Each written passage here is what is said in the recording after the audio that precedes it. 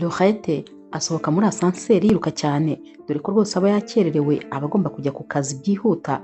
Hanyuma rero ari kugenda ahita akubitana n'umusore, maze uyu musore agahita amubwira ati wambaye inkweto nziza cyane. Laurette yahise yireba ku birenge maze asanga yambaye inkweto zidasa, rumwe rwari shokora urundi ari umukara.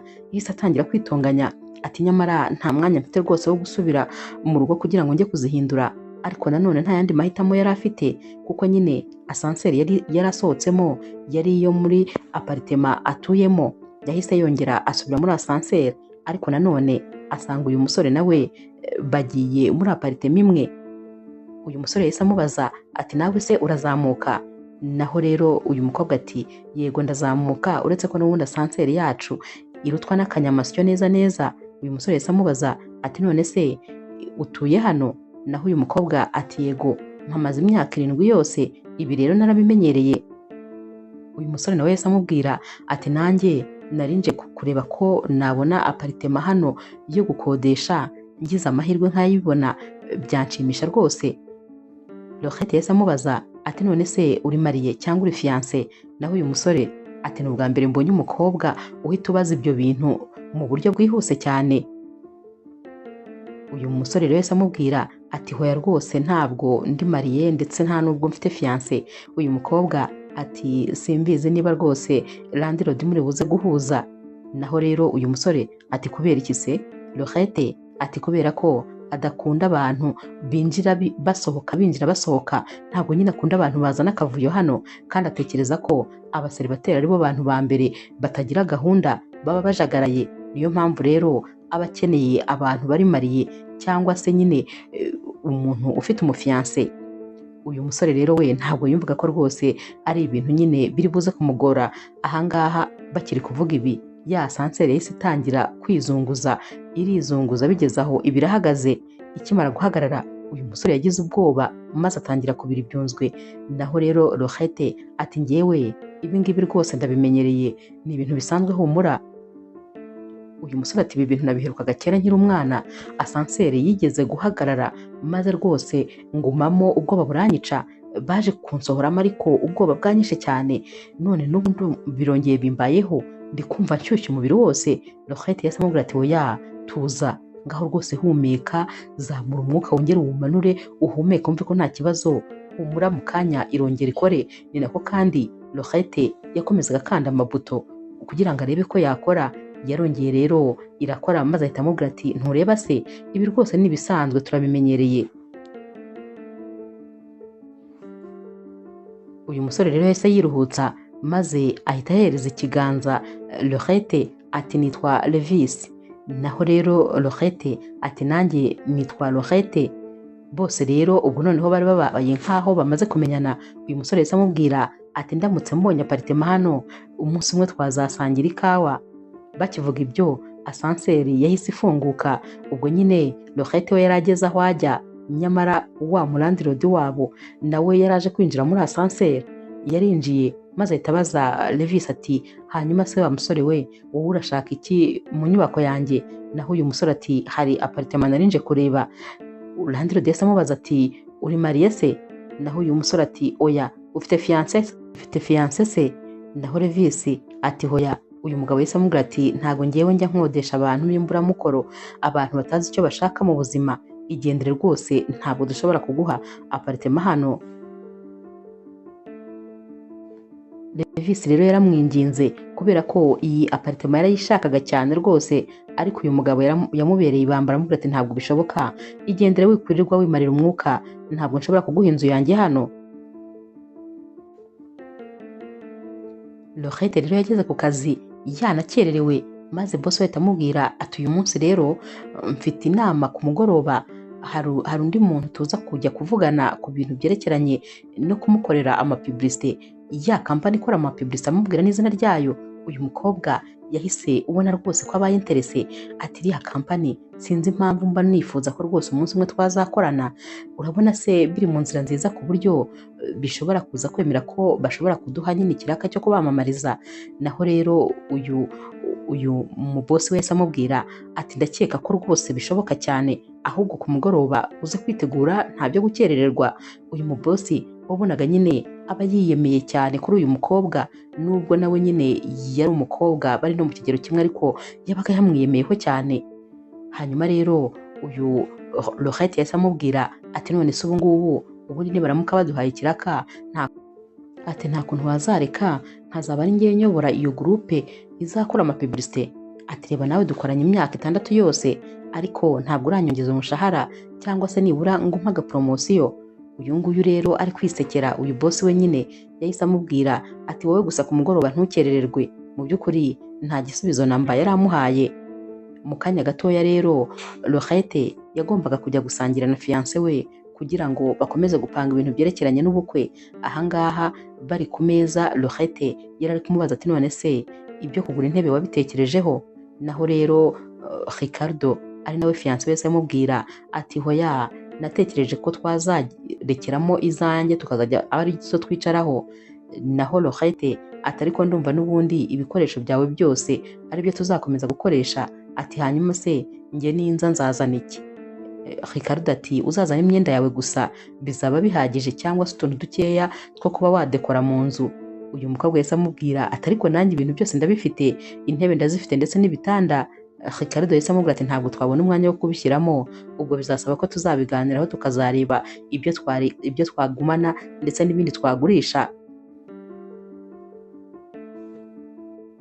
Laurette rero yahise akomeza nyine ari kubwira Ricardo ibyo ku kazi ati uyu munsi ku mugoroba turaza guhura na ya agence y'amapibulisite, barashaka ko nyine tubakorera pibulisite. Ati gusa nyine ndumva nishimye kubera ko nahoranye indoto zo kuba twazabakorera nibura umunsi umwe. Ricardo yahise amubaza ati ufite icyizere se ko bazaguha poromosiyo? Naho uyu mukobwa ati agomba, kubera ko natayimpa ntabwo rwose nakomeza kumukorera imyaka irenze 6, ntabwo byashoboka. Ahari nzatangira gushaka akazi ahandi hantu kuko rwose nanjye mbona mbirambiwe. Naho rero Ricardo yahise amubwira ati ni byiza cyane ko ku mugoroba uri buze ko ufite gahunda, kuko nanjye mfitanye gahunda n'inshuti zanjye turaza kujya gusangira. Ahubwo n'ubundi reka ngende ndi kumva na bino byo kurya turi kurya babishirije, ndumva bitaryoshye habe na gato. Yahise ahaguruka rero maze aba arigendeye asiga uyu mukobwa yicaye hano wenyine. Ku mugoroba rero Laurette amaze kwitegura agiye kujya muri ya gahunda yagombaga kujyamo, yahise ahura na Landlord wabo ari kwirukana cyane nanone Levis, dore ko yari yagarutse kongera kumwinginga ari kumubwira ati genda numara gushyira gahunda mu buzima bwawe uzabone kugaruka. Hano rero Laurette yahise amubwira ati ariko se ni ukuri byugabanya rwose kubera ko ukabije nyine kugira kondisiyo zikakaye. Naho rero Landlord ati uzi impamvu se? Kera abantu barimariyaga bagakora umuryango, naho ubu ngubu abantu baba bashaka kubaho nyine uko bashaka, akaza agakodesha apartment hano maze akajya yirirwa yinjiza abakobwa uko ashatse. Ibyo bintu rero ntabwo mbishaka, ndashaka abantu bafite gahunda, nshaka abantu bafite akazi kandi nyine barimariye cyangwa se bafite abafiance. Abantu bafite gahunda nibo nkeneye mu apartment yanjye, ntabwo nkeneye inzererezi nka ziriya. Yahise amubwira ati bose si ubu ngubu bagiye bamera nkawe, ufite akazi keza, ikindi kandi uri hafi kuzakora ubukwe nubwo nawe uwo muzakora ubukwe ntamwizeye kubera ko ntaramubona na rimwe. Ahangaha Laurette yahise aseka ati harya ntabwo uramubona? Naho rero Landlord ati sindamubona, mba ntekereza ko ahubwo ashobora kuba ari fantome. Bose barasetse nanone. Yahise amubaza ati ko ndeba se wambaye neza ugiye gusangira n'iryo fantome ryawe? Naho rero Laurette yarasetse ati hoya noneho ubu ngubu ni iby'akazi ngiyemo. Iyi kampani rero Laurette yakoragamo yo yabaga irimo abamaneke, aba rero nibo bifashishwaga mu gukora amapibulisite. Ubwo rero nibo ya kampani yindi yari ikeneye kugira ngo ibe yabakoresha mu mapibulisite yayo.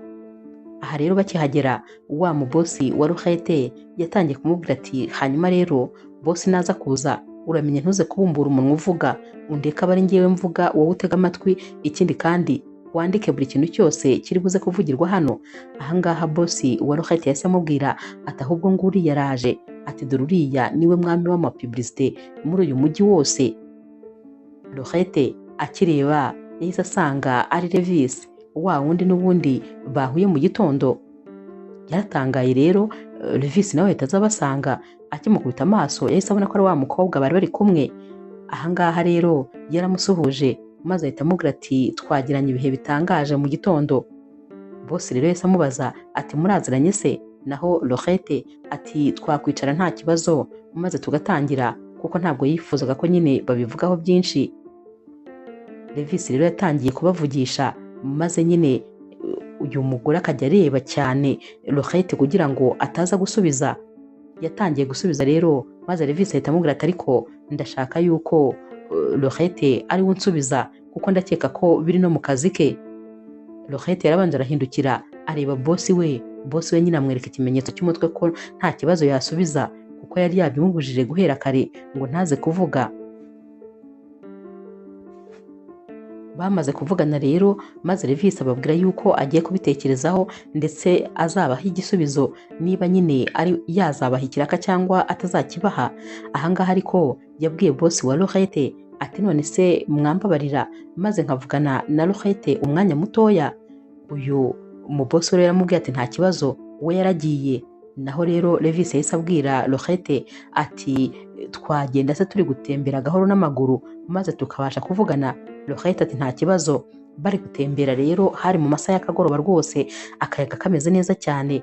Levis yari ari kumubwira ati ndifuza yuko kiriya kiraka nakibaha, ariko nanone ndifuza yuko ari wowe nabishinga ndetse ukaba ari nawe uyobora abandi bose, sinzi ukuri kubyumva.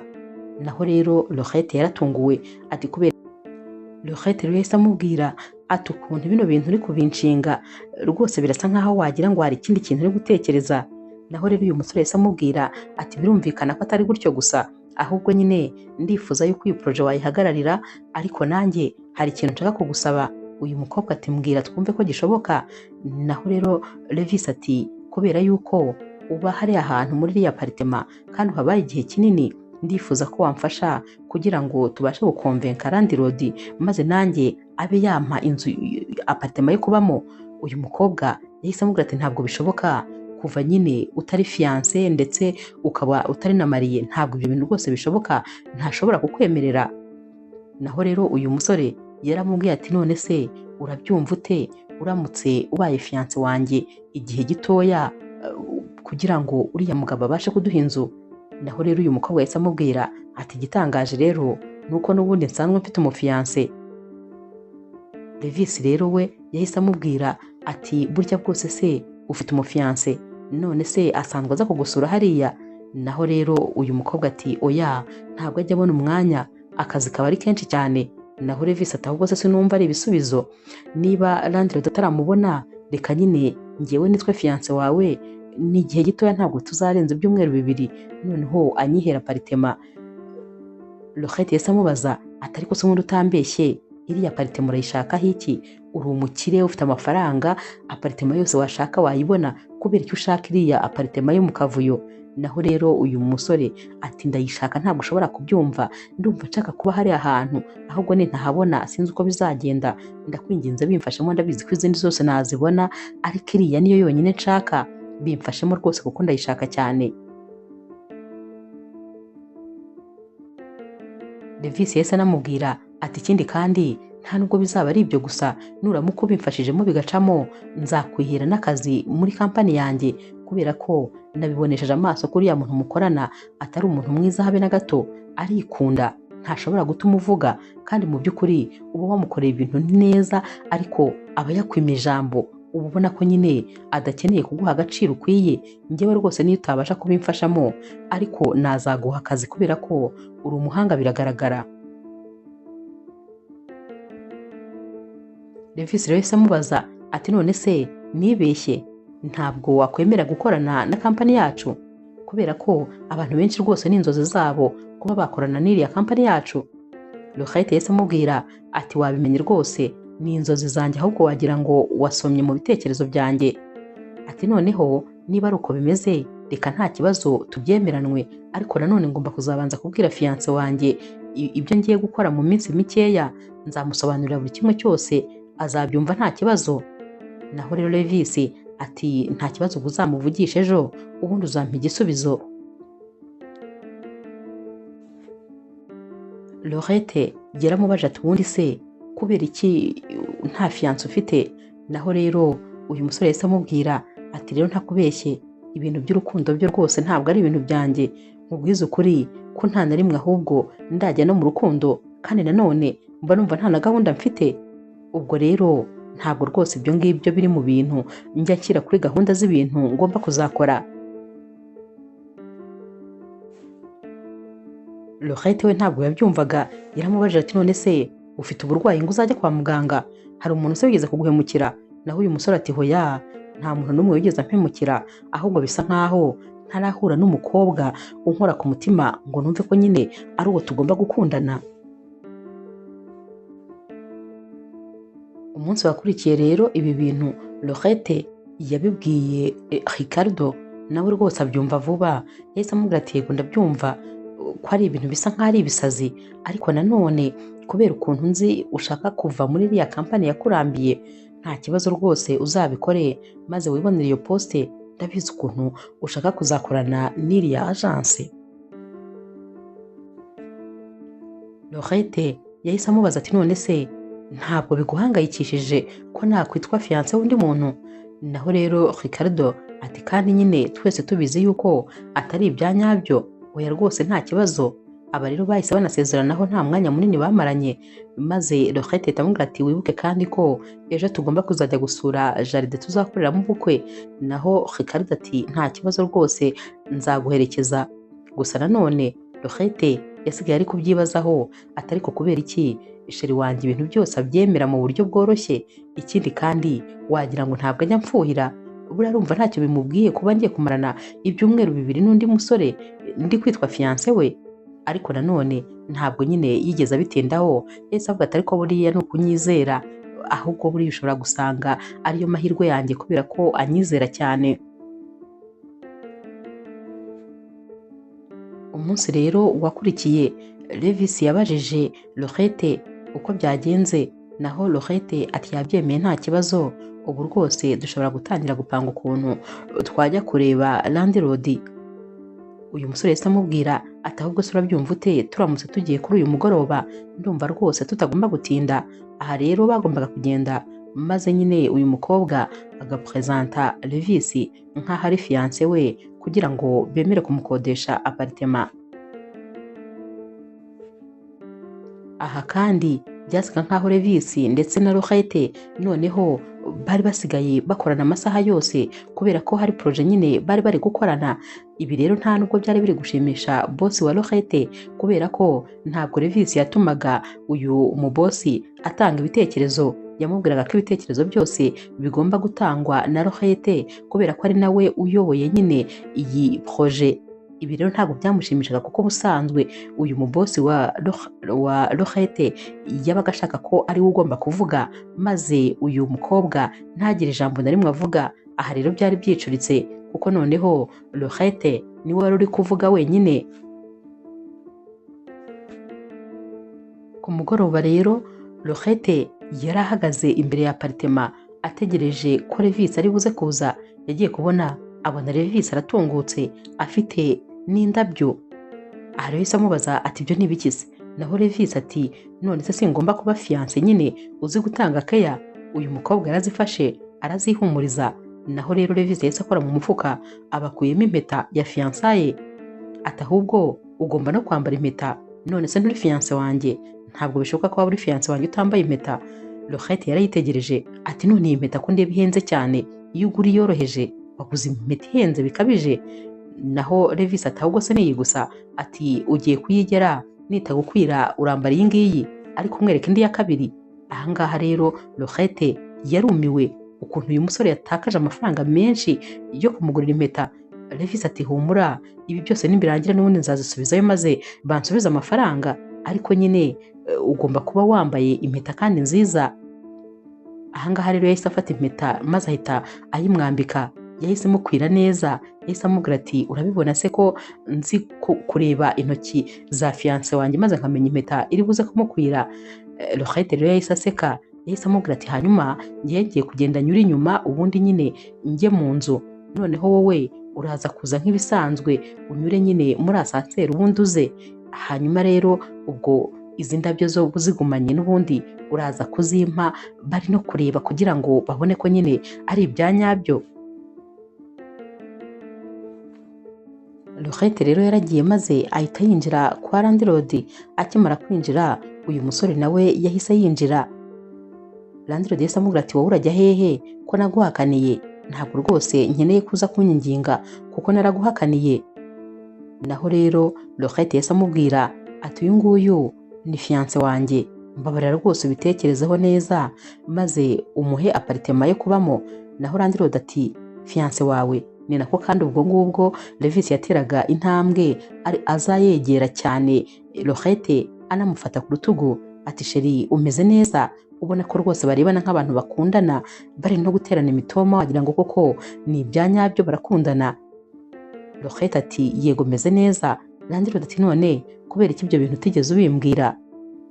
Naho rero Laurette atarasubiza, landlord rero aramubwira ati harya ntiwari warambwiye yuko uzimuka ukajya kuba muri aparitema y'umukunzi wawe? Naho Laurette ati yego niko nari narakubwiye ariko nyine byarahindutse. Ahangaha rero Levis yahise atangira kumubwira ati nyine aparitema nabagamo yari ntoya cyane, ikindi kandi umukunzi wanjye yakundaga kuba hano cyane, hanyuma rero nashatse kumworohereza nshaka kuza gushaka aparitema imwegereye kugira ngo njye musura byoroshye kuko akazi kaba kamwishe, tube twegeranye, niba hari ibyo tugomba gupanga byerekeranye n'ubukwe bwacu tubipange twegeranye, twe kuba turi kure na kure. Ikindi kandi twari dukeneye aparitema nini kubera ko ako nabagamo kari gatoya cyane, niyo mpamvu twifuje nyine aparitema ya hano. Uyu landlord rero yitegereje uyu musore ati none se mu by'ukuri koko Laurette uyu nguyu niwe fiance wawe? Umukobwa wanjye witonda, umukobwa wanjye mwiza utarigeze na rimwe mbona ari kumwe n'abasore imbere ya aparitema cyangwa baza bongera bagenda. N'uyu musore wahisemo, uyu nguyu niwe ya fantome itarajya igaragara. Bahise baseka rero maze nyine Laurette ahita amubwira ati none se urabitekerezaho ku bwanjye kugira ngo ube wampa aparitema? Naho rero landlord ati yego ndaza kubitekerezaho ariko ni ukubera ko ari wowe, iyo ataza kuba wowe rwose ntabwo byari gushoboka, uyu we ntabwo nari kumwizera. Aba bombi rero bahise basohoka maze Levis abwira Laurette ko yifuza kumujyana muri resto akunda kurusha izindi zose muri uyu mujyi.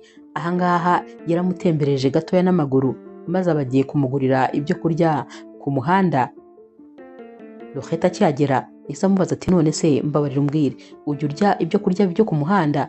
Naho uyu musore ati cyane rwose, aha ndahakunda cyane, wajya gutekereza ko ndira muri hoteli z'inyenyeri 5 gusa se? Ati ngewe nkunda ibintu bicishije bugufi, nkunda nyine ibintu nk'ibi ngibi biri simple. Ubwo babivugaga kandi ari nako nyine bari kubaseriva. Hanyuma Levis ababwiye Laurette ati urumva bimeze bite se? Laurette ati biraryoshye cyane.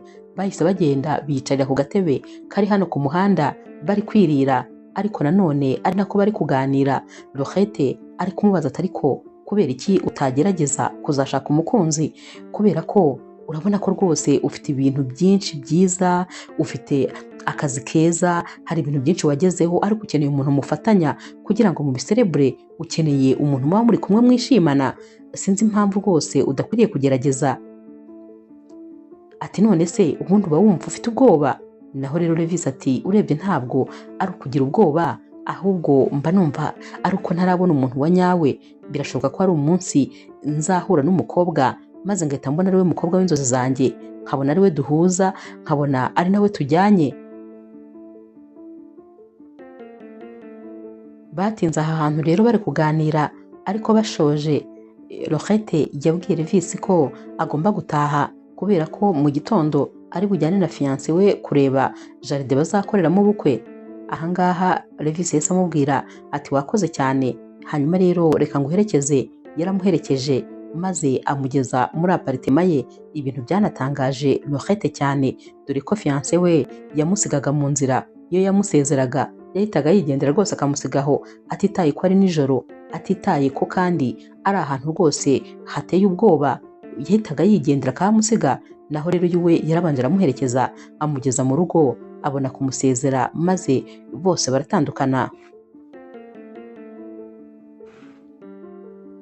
Umunsi rero wakurikiye, Laurette na Ricardo bagiye kureba jaride bazakoreramo ubukwe, gusa bakihagera Ricardo yatangiye kwitsamura cyane ku buryo nta kintu na kimwe yabashije kureba. Aha rero uyu musore yajyaga rwose agira amareriji ku bintu byerekeranye n'indabyo. Yahise amubwira ati hano ntabwo byashoboka kuko twakora ubukwe nitsamura bukarinda burangira, ahubwo se urabyumva ute turamutse dukoreye ku kazi kanjye muri ya jaride yabo ko nibura yo nta ndabyo zibamo, habamo ibiti bisanzwe gusa. Laurette yahise amubaza ati none se urumva witeguye gukorera ubukwe ku kazi kawe nta kibazo? Naho uyu musore ati nta kibazo kirimo, ndetse byaba bihendutse byatworohereza, byagabanya amadepanse. Laurette yaramubwiye ati ubwo nta kibazo rwose kibirimo. Nyuma rero y'iminsi mikeya, Laurette ndetse na Levis baba bari ku kazi, dore ko baba basigaye bakorana ahantu hamwe.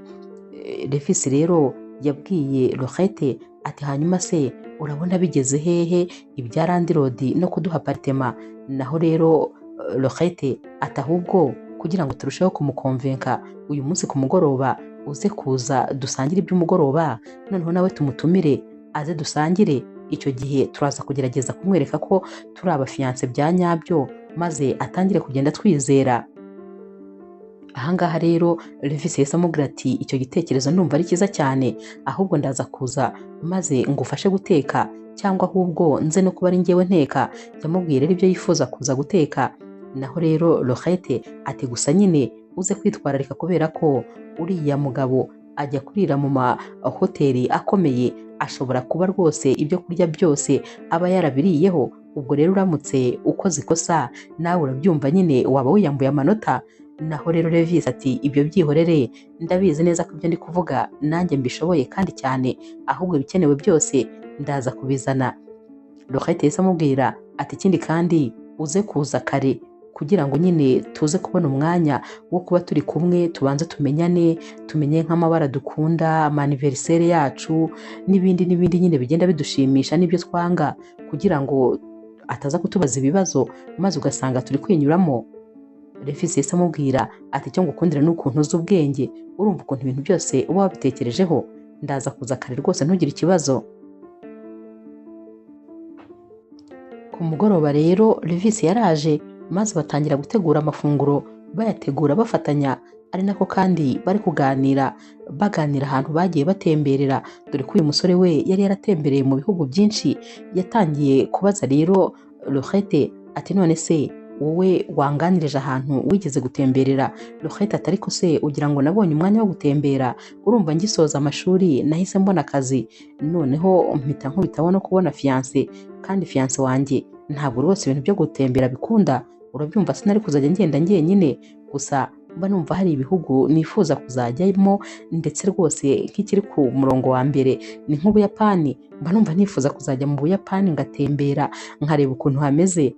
Naho rero Levis yahise amubwira ati njyewe nagitembereyemo cyane, umunsi umwe uzaze ngutembereze. Aba rero bari bari guseka, ari nako kandi bari kuganira bagerageza nyine kumenyana, kugira ngo landirodi naza kuba babaza n'ibibazo aze gusanga baziranye mu buryo rwose buhagije.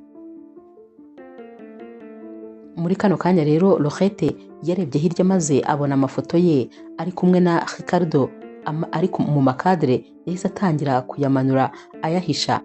Yahise abwira rero Levis ati nizere yuko buri kintu cyose cyerekana ko Ricardo abaho, nizere ko namaze kugikura mu nzira, ntabwo nshaka ko landirodi ari buze kukibona. Landirodi rero nawe yaje azanye akawayini, maze akinjira yarababwiye ati hano hari umuhumuro utangaje. Yatangiye kubabwira ibintu ari kumva bimuhumurira, kandi koko nibyo bari batetse. Barumiwe rero ukuntu uyu mugabo azi kumva n'impumuro y'ibintu. Baricaye rero bari gusangira, ari kubabwira ko batetse neza, ndetse ibyo kurya byabo biryoshye cyane kurenza ibyo yari yarigeze arya ahandi hantu ariho hose. Yatangiye kubabaza ibibazo rero nk'uko rwose bari babyiteguye. Atangira kubabaza aho bahuriye, bajyaga kuvuga maze umwe akabanza akareka undi akavuga kugira ngo bataza kuvugira rimwe kandi bakavuga amafuti. Yakomeje rero kubabaza nyine ibibazo byerekeranye n'ukuntu bamenyanye, ndetse aza no kubabaza ati hanyuma se mwamaze gushyiraho itariki y'ubukwe bwanyu? Yahise ababwira ati niba kandi mutaranayishyiraho nta kibazo, ariko mfite mushiki wanjye uzi rwose gutegura ibirori by'ubukwe, mwazamuhikiraka maze akabafasha kubitegura. Aba bararebanye kuko bumvaga ibintu bitangiye kubakomerana. Levis rero yahise abwira Laurette ati sheri, si wowe wambwiraga ko dukeneye umuntu uzadufasha mu myiteguro? Ndumva byaba ari igisubizo cyiza. Naho Laurette ati nibyo rwose mukunzi, ibyo uri kuvuga ni ibya nyabyo. Aha rero uyu mugabo yahise ababwira ati ubwo ndaza kumubwira yuko muzamuhamagara. Yabivugaga kandi ari kubaha n'agapapuro kanditseho nimero za mushiki we nyine kugira ngo bazamuhamagare. Hanyuma rero bavuye ku meza maze arabashimira, ababwira ko rwose yagize umugoroba mwiza ndetse ko bamugaburiye amafunguro aryoshye. Yarabasezeye rero maze arataha. Nabo basigaye rero bari kuvugana bati ubwo se ntibyagenze neza? Turakeka twamwemeje, ibintu byose rwose bigenze neza. Laurette ati cyane rwose byagenze neza cyane. Aba rero bahise bakubitana mu kiganza bari kwishimira ko nyine ibintu byose byagenze uko babishakaga. Umunsi wakurikiye rero bahamagaye wa mushiki wa Landirodi nyine, maze atangira kubabwira ati mwamaze gutegura se ibintu bimwe na bimwe? Nabo bati oya rwose nta kintu na kimwe turategura. Nawe ati rero ubwo murankeneye kugira ngo mbafashe, gusa nkeneye nyine igitabo kirimo amateka yanyu, uko mwahuye, mbese inkuru yanyu y'urukundo ndetse n'ibyo mwifuza mu bukwe bwanyu.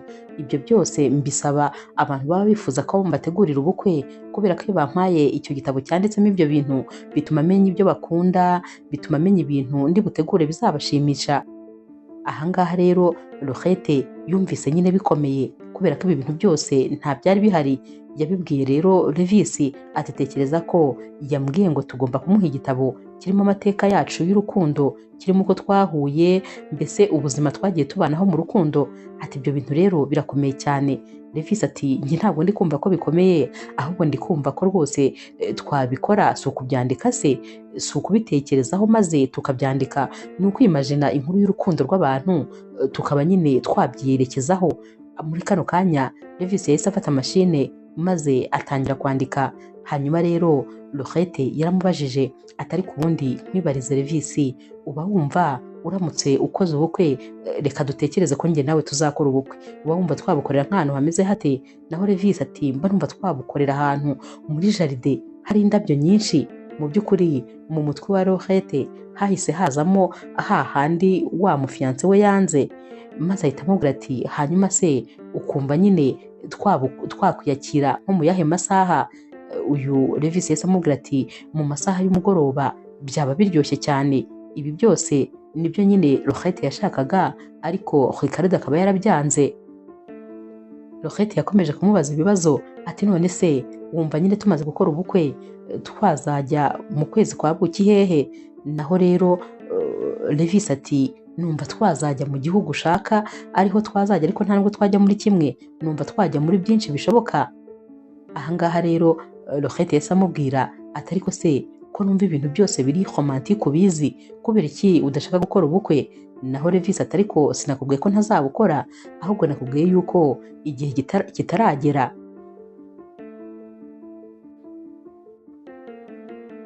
Levis rero yabwiye Laurette ati ngewe nakubwiye ko ntigeze nkunda umuntu na rimwe, ndetse rwose nta nubwo hari uwo nteganya ko tuzakundana.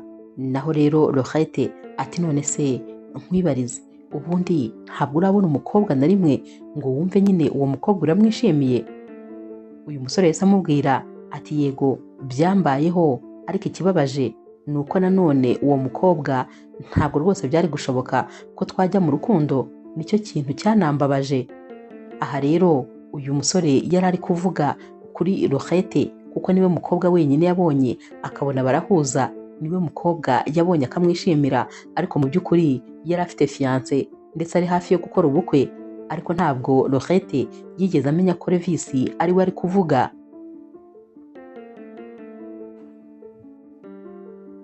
Ku mugoroba rero bagiye guhura na wa mushiki wa Landirodi nyine kugira ngo abafashe gutegura ibirori. Baricaranye maze atangira kubabaza ibibazo bimwe na bimwe, babisubizaga neza cyane. ibibazo byerekeranye nyine n'uko bahuye, dore ko bari bamushyiriye n'igitabo kirimo amafoto ndetse n'inkuru zabo z'urukundo. Aya mafoto bari bayakoze nyine na mashine. Aha rero yarababwiye ati muzi n'ikindi, ntabwo wamenya ko mugiye kwimariya, ahubwo wagira ngo musanzwe muri mariye, wagira ngo mumaranye imyaka myinshi cyane, muraziranye bihagije. Aha kandi yababwiye ko ari ikintu cyiza kuba baziranye gutya, ko rwose bigaragara yuko umubano wabo ari umubano uzaramba. Basohotse hano nabo bumiwe ukuntu nyine umuntu wese agira ngo ni abantu basanzwe babana, kandi mu by'ukuri bari bamaze igihe gito cyane bamenyanye, ariko bakundaga ibintu bimwe ndetse ibitekerezo byinshi bakabihuza, nk'ukuntu uyu mumama yaberetse amakanzu maze bose bagatunga urutoki ku ikanzu imwe cyarimwe, bose ariyo bahisemo. Yanabereka amafoto y'amakeke bose bagahitamo imwe, bose bayihuriyeho, gusa bakamubwira ko nyine icyiza ari uko bazabanza bakazumva zose maze bakumva iryoshye kurusha izindi, ariko ibara ryo rwose bari bamaze guhitamo rimwe. Byaragaragaraga ko bano bantu bahuza buri kintu cyose, kandi nyamara bamaze igihe gito cyane bamenyanye. Umunsi umwe rero wari umunsi nyine wo kujya kurya kuri ya makeke kugira ngo bamenye iyo bazakoresha mu bukwe. Nyamara icyari gitangaje ni uko uyu munsi wa wundi uba ugomba kuzabakorera nyine ibirori aba yatumiye couple ya Laurette ndetse na Ricardo, akanatumira nanone couple ya Laurette ndetse na Levis. Ntabwo biba byoroshye, hano haba hari couple ebyiri ariko zifite umugeni umwe. Aha rero Laurette ndetse nyine na Ricardo baragiye bicara ahantu habo bonyine, ariko ntabwo yari yigeze amubwira yuko bari buze no kujyana na Levis kugira ngo nabo barye nyine kuri keke bahitemo. Ahangaha babanje nyine guhitamo, ubwo ni Ricardo ndetse na Laurette.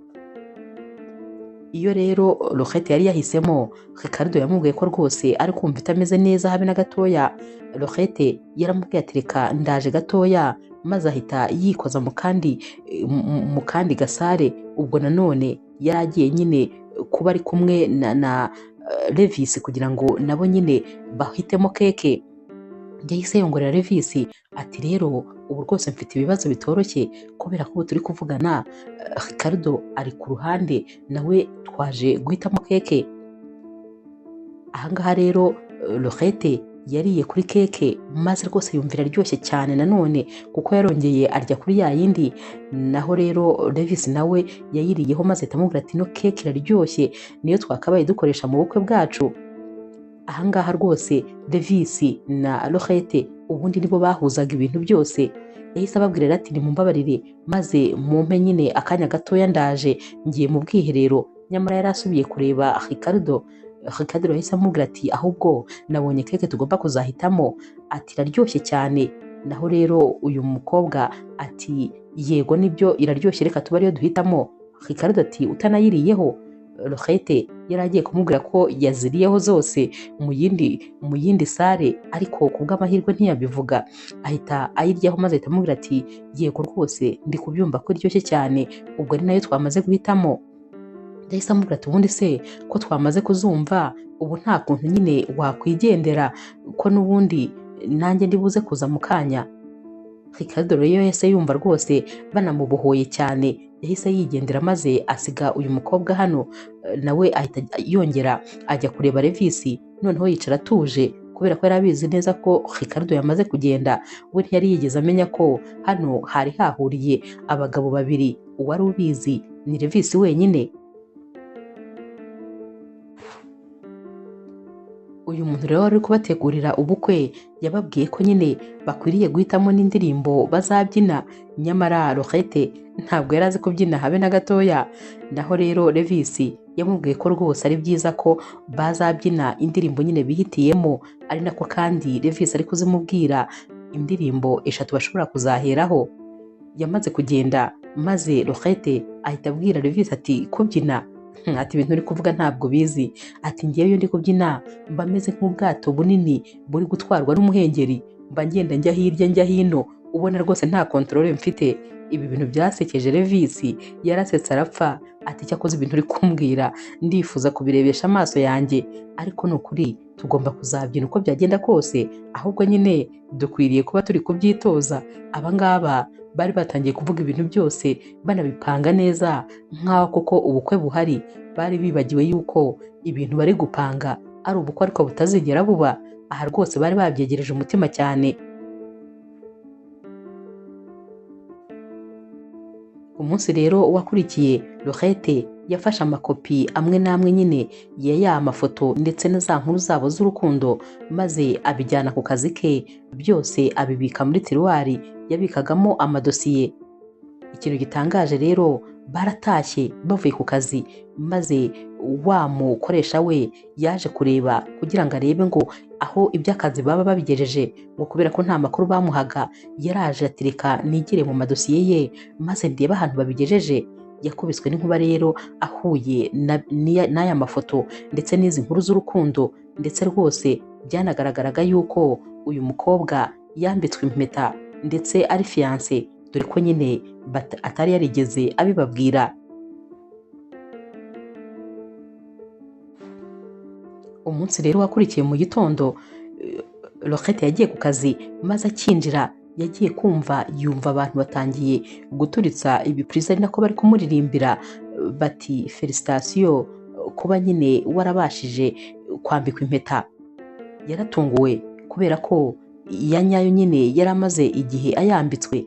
Ese babwira ati hashize amezi 2 yose, we ntabwo iby'ibicupuri nyine yari akibyibuka ko ari byo baba babonye. Ahangaha bose bamubwira bati nta kibazo, niyo byaba bimaze umwaka twe nibwo tukibimenya kubera tugeze ubitubwira, gusa nyine turabyishimiye. Ubwo bari bamukoreye na keke, mbese ubona bamwiteguye rwose.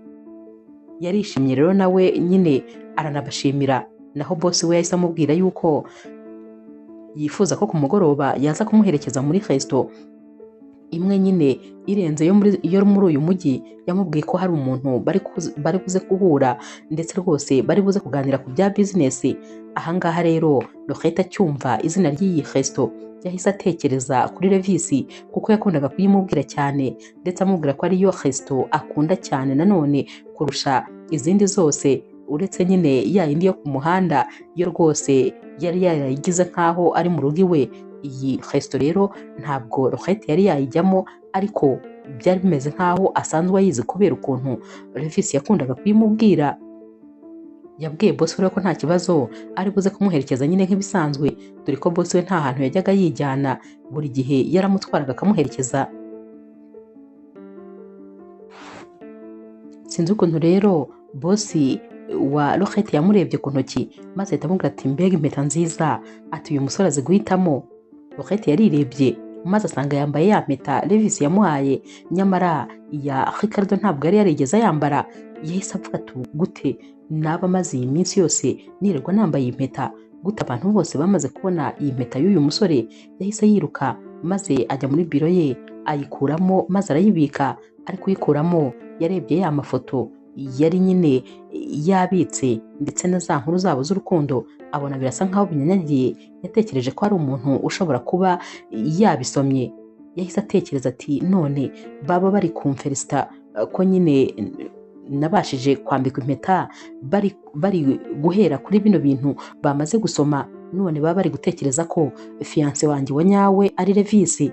Ibintu byatangiye kumucanga, ndetse rwose bitangira kumukomerana, kuko abantu bose aho kumenya Ricardo ahubwo bari kwimenyera Levisi ko ari we fiancé we.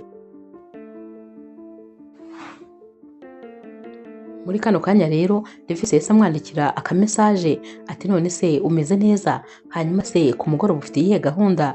Naho rero Laurette ati mfite gusangira ariko nyine bijyanye n'akazi muri ya resto yawe ukunda cyane. Uyu musore yahise amubwira ati rega iriya resto nta nubwo ari kuyikunda cyane gusa, ahubwo iriya resto ni yanjye, ni nayo mpamvu rero nyikunda, kubera ko nyine urumva ko ngomba kwiteza imbere nanjye. Ahangaha Laurette yarasetse. Levisi rero yaramubwiye ati nizere ko uza kuza kugira umugoroba mwiza, gusa nanjye nshobora kuza kuba mpari. Ku mugoroba rero harageze, maze nyine bajya muri ya resto. Bakigerayo uyu mukoresha wa Rohette yahise amubwira ati ntabwo ushobora kubyumva ukuntu ndi kumva nifuza kukubona uri kumwe n'umugabo wawe, kubera ko nawe nyine namaze kumutumira, namusabye ko yaza kuko muraberanye cyane, ndifuza nyine kubabona muri kumwe, ndumva biri buze kunshimisha. Akivuga ibi kandi Levis yari yinjiye yambaye neza cyane. Yahise agenda rero maze amufata akaboko araza, bose nyine arabahuza abafatanya ibiganza. Atumva iyo ntaza gusoma cya gitabo cyanyu sinari kuzapfa amenye yuko ari fiance wawe, ariko nanone iyo nza kumenya ko uyu nguyu ari we fiance wawe mba naraguferesise hakiri kare rwose. Felicitasiyo zawe mba naraziguhaye kare, ndetse rwose ubanza mba naraguhaye n'impano z'ubukwe mbere y'uko buba, kuko narabyishimiye cyane. Aba rero bari bari kurebana byabacanze, kubera ko nyine babonaga ibintu bitangiye kugera ku rundi rwego. Yakomeje ababwira ati nari narayobewe impamvu mumarana amasaha menshi cyane nyamara ntihagaragara umusaruro w'ibyo mwakoze, naho ni ukubera ukuntu muba mwibereye mu rukundo, ariko ni byiza cyane rwose ndabyishimiye. Nanone yarabasunitse bose abafashe mu mugongo asa n'uri kubahuza, maze aba bombi neza neza iminwa yakoranyeho, habura gato cyane ngo banasomane, dore ko bahise barebana mu maso bose nyine ukabona baratunguwe.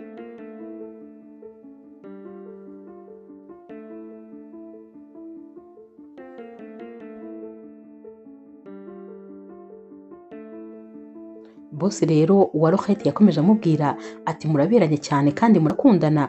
Naho rero Levis ati cyane rwose umukunzi wanjye ndamukunda cyane.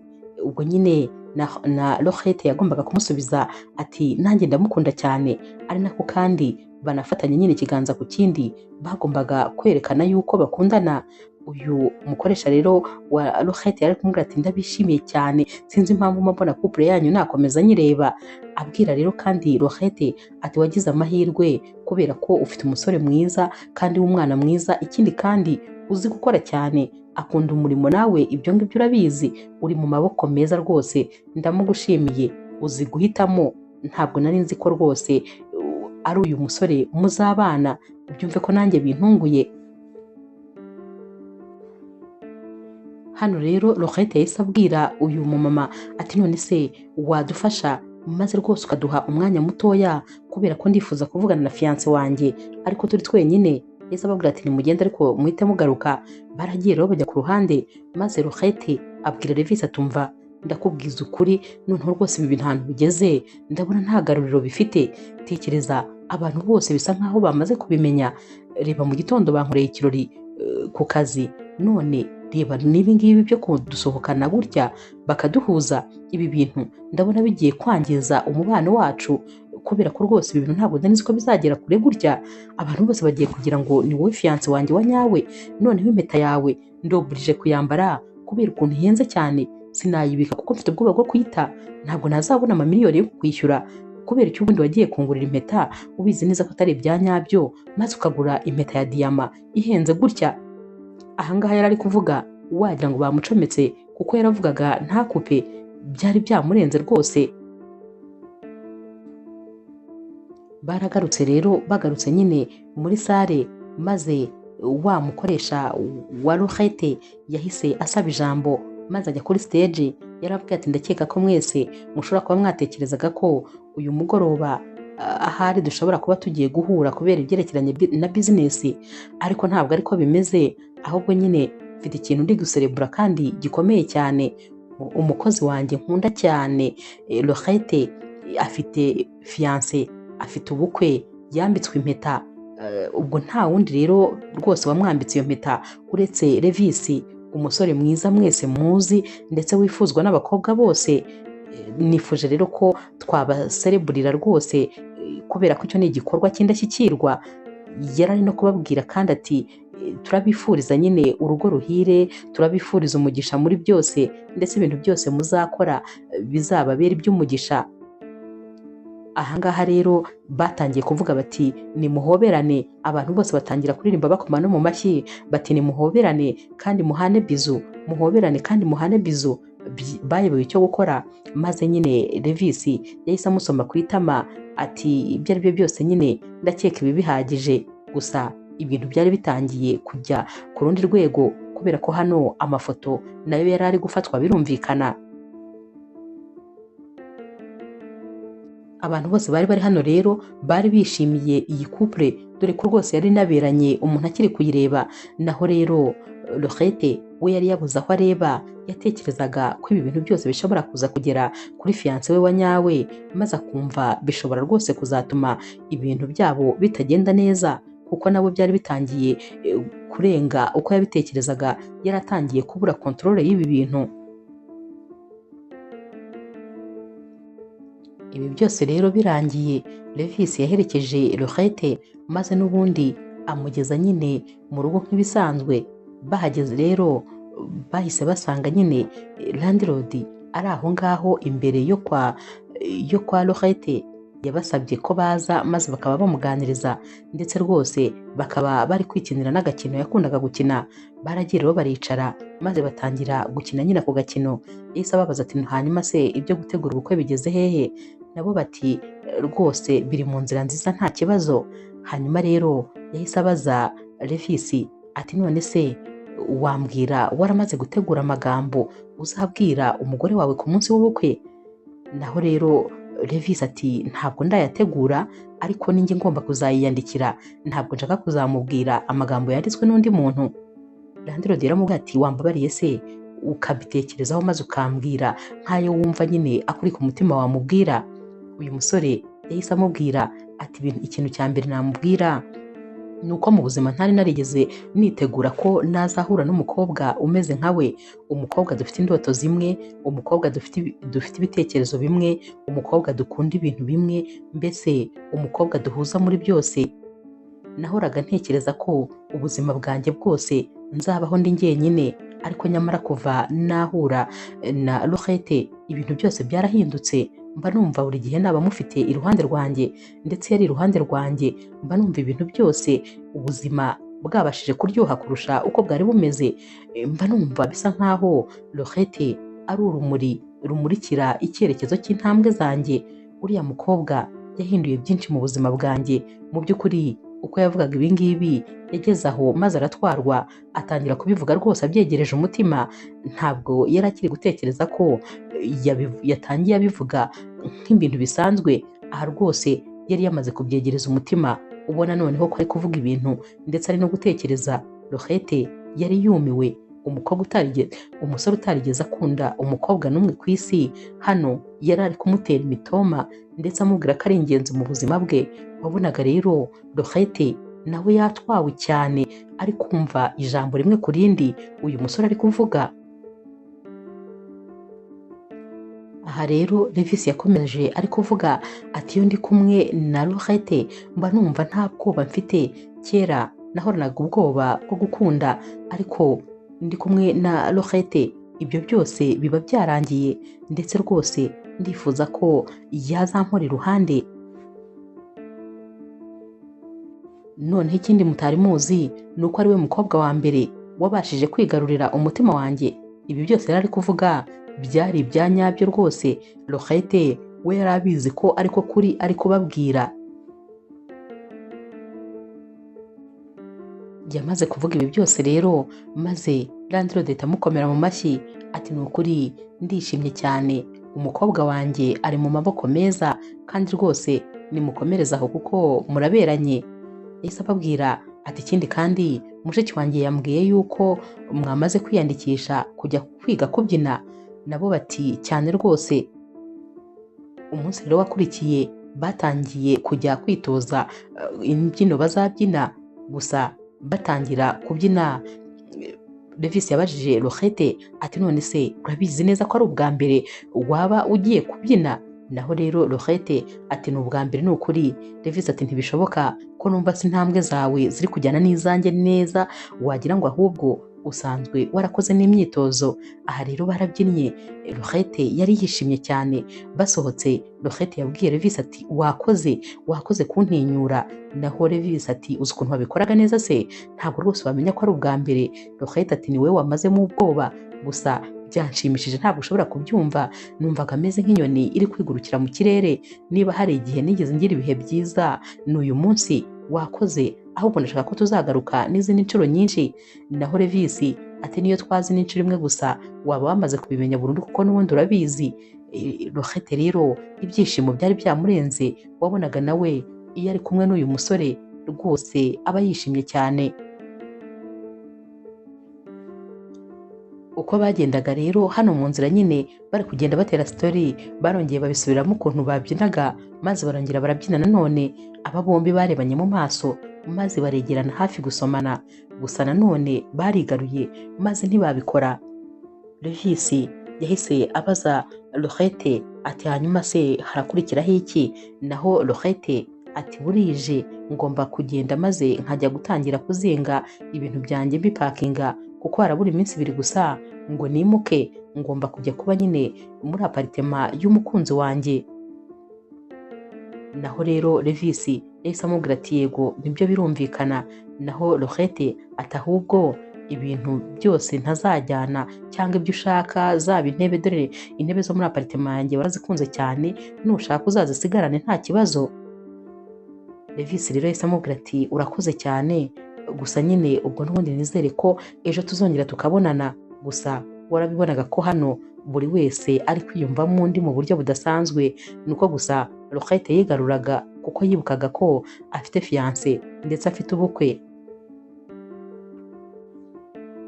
Uyu munsi rero Rohete yaratashye, maze akigera mu rugo yatangiye kwibaza cyane kuri Levisi ndetse atangira no kwitegereza iyi mpeta yamuhaye.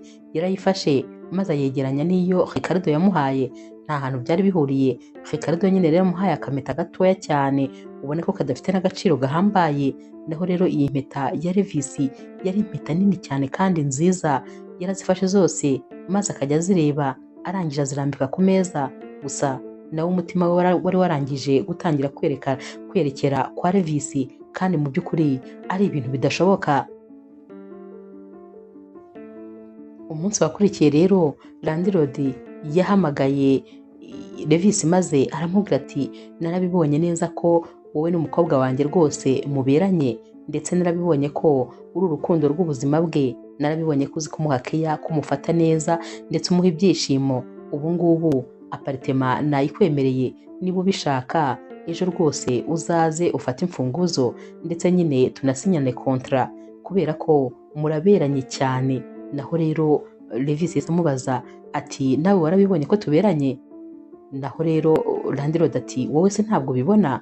Levisi ati ndabibona. Ni nako kandi Levisi yari ari kumwenyura, ubona rwose yishimye nubwo yari ari kuri telefone, ariko nawe yari amaze kubona ko abantu bose babona ko couple yabo yabiberanye. Yashimiye rero Landlord ko amwemereye inzu.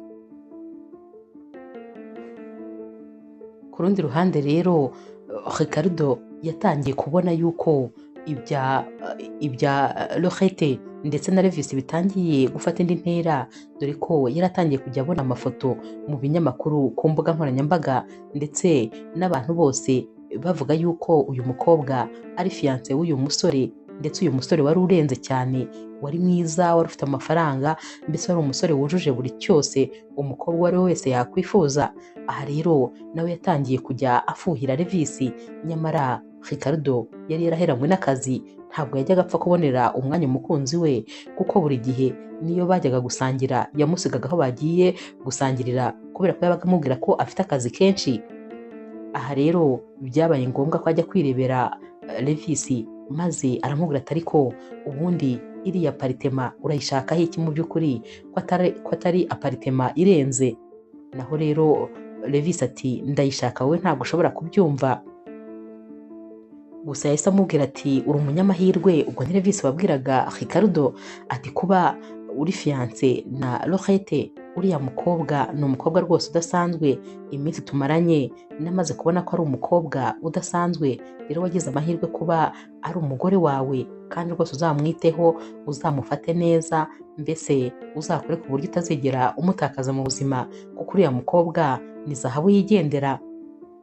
Ricardo yari ari kwitegereza uyu musore ukuntu ari gutera imitoma umugore we, ndetse n'ukuntu ari kumuvuga, ubona ko rwose bimubabaje kuba agiye kumumutwara.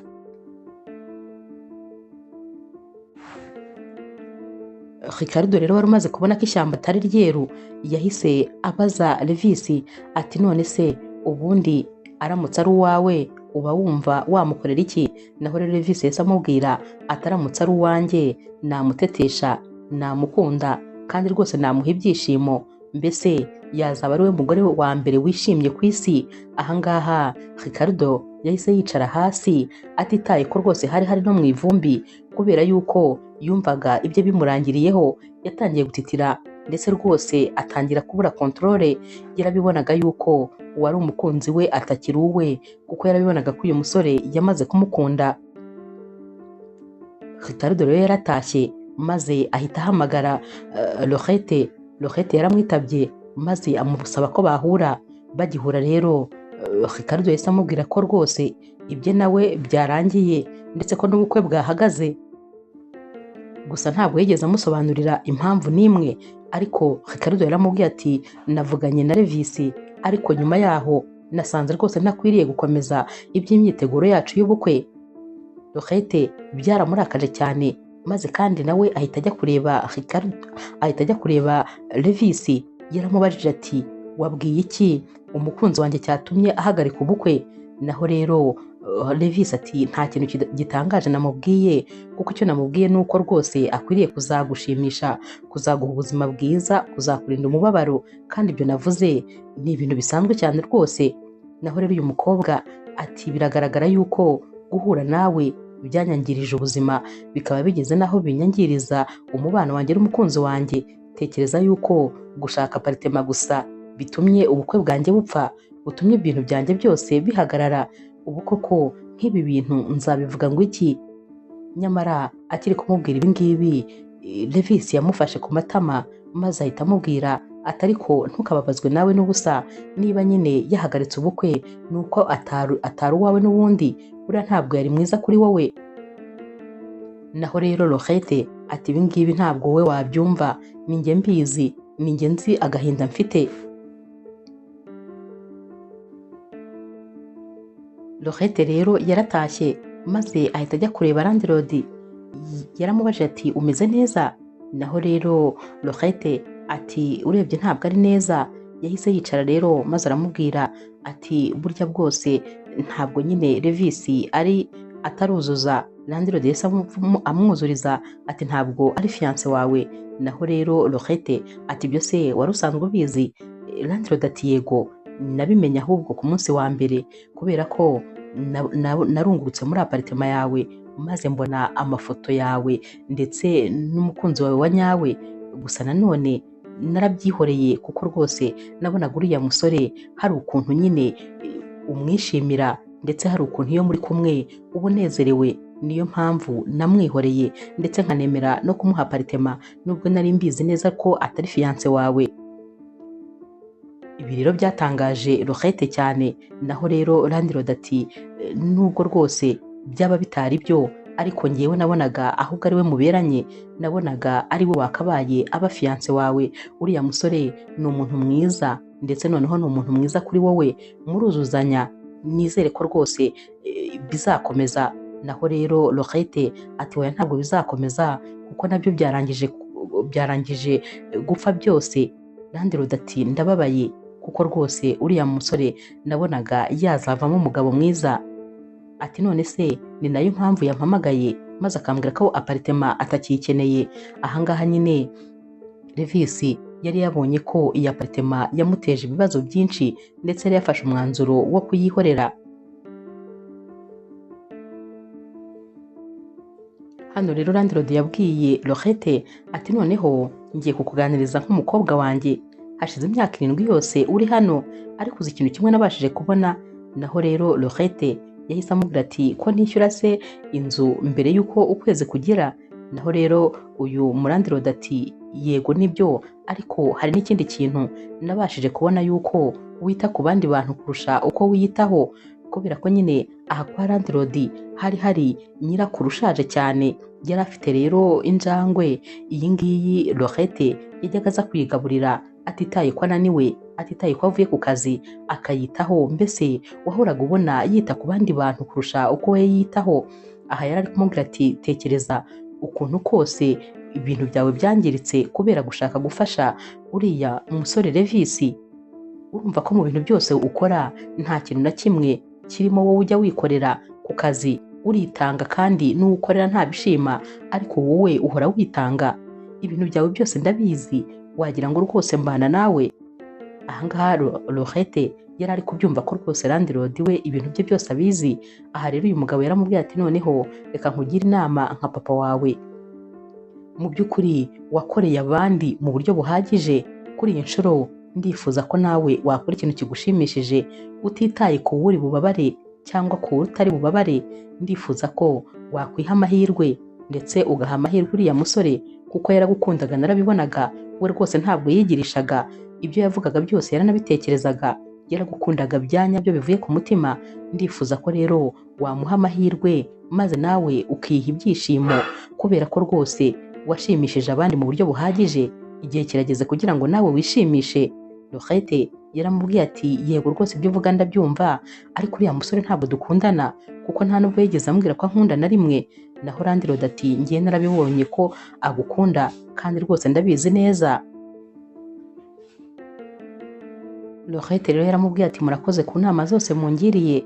Naho landlord yahise yongeraho ati kuri iyi nshuro reka nawe hagire umuntu wita ku bibazo byawe kuko nawe wita ku by'abandi. Yarasezeye rero maze ajya kuruhuka, nubwo kuryama bitari kwemera kuko rwose yari afite ibibazo byinshi mu mutwe w'ibintu byari byivanze. Yibazaga ukuntu ibi bintu byose bimubayeho mu gihe gitoya bikaba byangije ubuzima bwe bigeze ahangaha. Yarabyutse rero agiye ku kazi, maze asanga umukoresha we yarakaye. Yahise amubwira tumva fata buri kimwe cyawe cyose wigendere, namenye yuko wajya gupanga kuzajya gukorana na Levisi, ubwo n'ubundi nari mbizi ko rwose wari kuzanta. Ubwo rero ugiye hakiri kare maze rwose mbe menyera. Ibintu byose byaragiye maze bimuhindukira bibi. Yabuze aho yerekeza, yabuze icyo akora, yabuze icyo avuga, mbese ibintu byaramucanze kuko noneho nta kintu n'iki na kimwe yari asigaranye. Naho rero ku rundi ruhande Levisi we agahinda kendaga kumwica. Yari ari kwitegereza za mpeta yari yarahaye uyu mukobwa, dore ko nyine yari yazisubijwe. Yarayirebaga akongera akayireba maze akibuka umunsi yari yayambitse Laurette. Noneho kandi hari iminsi myinshi cyane yigeze kugerageza no kumubwira yuko amukunda, ariko nyamara ntibyamukundira. Ubu rero agahinda kari kamwishe, ari kuvuga ati noneho ndamutakaje by'iteka ryose, kuko ndakeka ko ubu atifuza no kundeba no mu maso. Kandi nyamara uriya mukobwa niwe mukobwa wa mbere niyumvisemo, niwe mukobwa wa mbere wabashije rwose gukurura amarangamutima yanjye. Uriya mukobwa ndamukunda, sinifuza kumutakaza, ariko sinzi icyo gukora kano kanya. Agahinda kari kamwishe, wabonaga rwose ari hafi nko gusara. Umunsi rero wakurikiye Laurette asohotse muri apartema ye, maze arebye hasi ahita asanga nyine kwa landlord imbere yaho hari udutebe. Ahita abona hicaye Levisi. Yahise amubaza ati wowe waje gukora iki? Landlord ati ninjye namuhamagaye. Laurette rero yahise akata asubirayo, naho Levisi ahita amwiruka inyuma, yamufatiye n'ubundi ku rugi. Yaramubwiye ati mbabarira, narinje kugusaba imbabazi z'ibyabaye byose, ariko nanone narinje kukubwiza ukuri. Nigeze kukubwira yuko ntigeze njya mu rukundo na rimwe, nta mukobwa n'umwe nigeze nkunda. Niko byari bimeze, ariko byose byahindutse mu gihe twamaranye. Sinkubeshye, ndagukunda n'umutima wanjye wose, ndetse rwose niwe mukobwa wa mbere wabashije kwigarurira amarangamutima yanjye. Ndifuza ko rero ibintu byose twakoraga dutekereza ko atari ibya nyabyo, noneho byahinduka ibya nyabyo. Ndifuza yuko cya gitabo cy'amateka y'urukundo cyaba icya nyacyo, ya mafoto twakoze yaba amafoto ya nyayo. Ndifuza ko buri kimwe cyose twateguranye twakongera kugitegurana kandi ari icya nyacyo. Hantu twasuraga tuzakorera ubukwe, kwa kuntu twajyaga kumva keke tuzakoresha mu bukwe bwacu, ndifuza ko dusubirayo noneho ari ibya nyabyo. Ahangaha Laurette yari ari kwitegereza uyu musore atari guhumbya, dore ko rwose wabonaga ibintu ari kumubwira nawe yatwawe yabiteze amatwi, ariko nanone ubona ko nyine yatunguwe cyane.